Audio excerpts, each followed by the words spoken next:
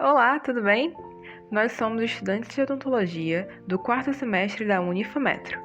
E na nossa APS de semiologia, nós vamos falar um pouquinho sobre o estudo da cárie, como ela é, o que ela é, o tratamento, os seus tipos e prevenções. Então vem com a gente!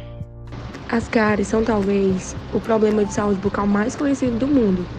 Desde criança, nossos pais alertavam que não poderíamos comer muito doce porque pode dar cárie. Afinal, o que são as cáries? As cáries são um processo de desmineralização do nosso dente, ou seja, quando ocorre o acúmulo de sujeira na nossa boca, esse acúmulo se une a uma série de bactérias que já está na nossa boca, e nessa mistura produz ácidos que corroem as primeiras camadas dos dentes. Se não forem tratadas rapidamente, as cáries podem se tornar cada vez mais profundas e comprometer também as camadas interiores do dente, como a polpa, podendo chegar a formar um abscesso e infecção na raiz do dente, o que torna necessário um tipo de tratamento já mais complexo, o famoso e assustador tratamento de canal.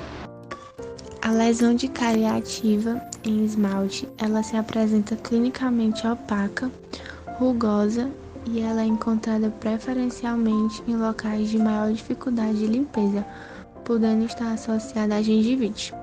Por exemplo, ela é mais comum aparecer na parte cervical do dente.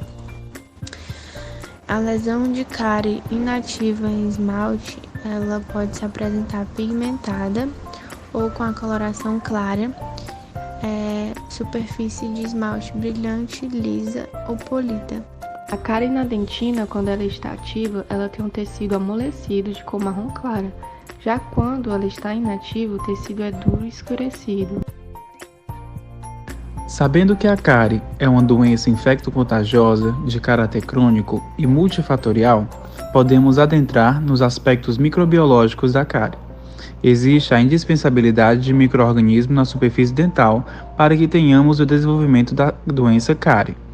Porém, só a presença deles não é o bastante. Fatores como higiene, hábitos alimentares, colonização bacteriana, composição da saliva, entre outros, influenciam o metabolismo das bactérias sobre os dentes, modulando a sua atividade. Tendo em vista que uma má alimentação rica em açúcares e uma má higiene bucal favorecem a diminuição do pH da saliva, consequentemente favorecendo a proliferação de bactérias e, consequentemente, de cáries. Até a década de 60, os lactobacilos eram tidos como os principais agentes etiológicos.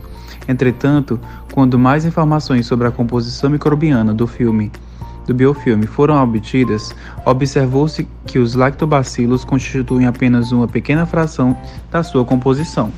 Atualmente sabe-se que esses micro-organismos são mais uma consequência do que uma causa do processo de infecção de iniciação da doença. Os Streptococcus mutans, após sua redescoberta em 1960 por Fitzgerald e Case, têm sido, conforme relatam as principais literaturas, apontada como a principal bactéria em relação à etiologia da cárie.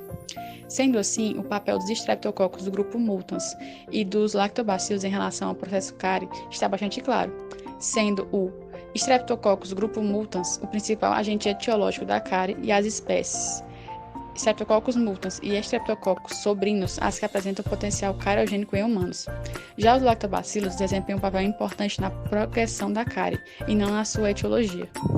Falar sobre o tratamento.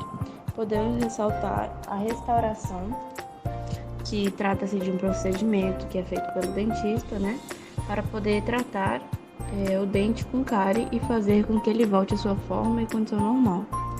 O profissional primeiro remove a parte deteriorada, limpa a área atingida e preenche a cavidade. Os materiais utilizados no processo são variados, como ouro, porcelana, resina composta e amálgama. E também existe um tipo de metal cinza. O melhor tratamento para a cárie é a obturação. O que é a obturação? A obturação é um procedimento similar à restauração, com o intuito de reconstruir o dente com cárie ou que sofreu perda de alguma estrutura.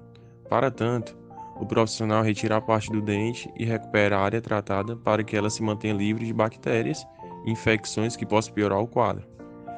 É utilizada nesse procedimento a amálgama, um material que, embora durável e funcional, pode comprometer a autoestima do paciente, sobretudo feita em um dente que fica visível.